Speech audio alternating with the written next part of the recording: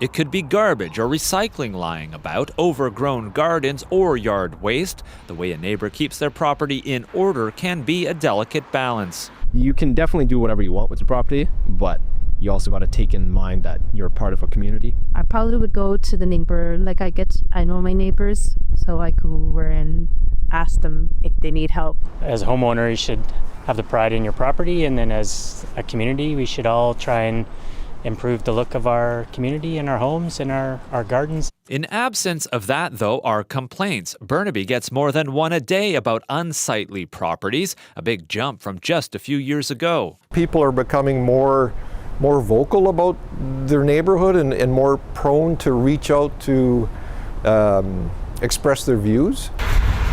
The more complaints, the more work for the city to inspect and issue cleanup orders. As a result, Burnaby has tightened its bylaws to have greater clarity on conditions considered unsightly and allow staff to authorize direct action rather than through city council. They can hire workers to do the cleanup and then add the expense to yearly property tax bills. Officials say it's meant to expedite action. Potentially, given what's going on with council and emerging events, it could actually be months before we could actually get an order in place.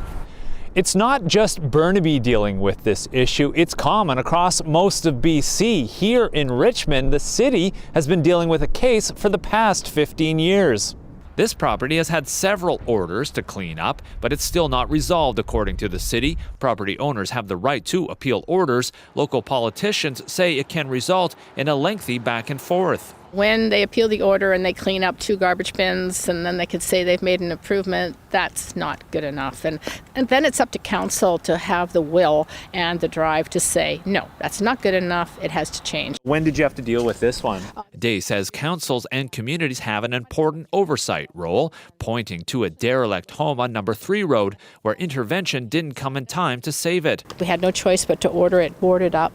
Yeah. There was raccoons living in it, there was rats in it, It's really bad. Day and officials in cities like Burnaby want neighbors to be involved and bring attention to problems of unsightliness, untidiness, or neglect so they can be caught in time and dealt with as a community. Chad Pawson, CBC News, Richmond.